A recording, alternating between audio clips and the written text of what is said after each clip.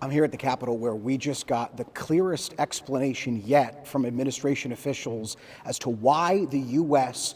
bombed Iran this weekend. So members of Congress were briefed by top administration officials, including Secretary of State Marco Rubio, who's also the president's national security advisor. And what Rubio told these members of Congress is that there was an Israeli operation that was taking place this weekend, that the U.S. was aware that if there was a strike by Israel, Iran would respond.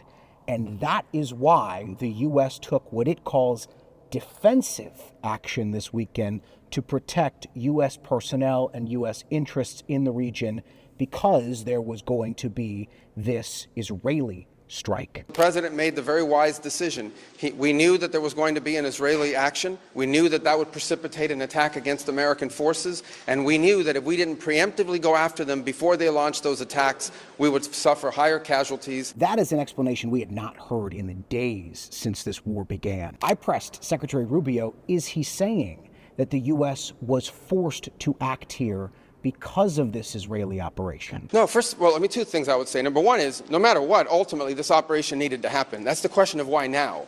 But this operation needed to happen because Iran in about a year or a year and a half would cross the line of immunity, meaning they would have so many short-range missiles, so many drones, that no one could do anything about it because they could hold the whole world hostage. Obviously, we were aware of Israeli intentions and understood what that would mean for us, and we had to be prepared to act as a result of it. But this had to happen no matter what. Now, the U.S. and Israel had been planning a joint operation against Iran for months, but there has been this question, why did they go this weekend and kick all of this off, to which Iran has obviously responded by lashing out and attacking civilian targets across the region. It's worth pointing out here, Speaker of the House Mike Johnson also called this a defensive operation. I pressed him on that. How can you call this a defensive operation if the U.S. struck first, Mr. Speaker? The U.S. struck in a defensive posture if we knew for a fact.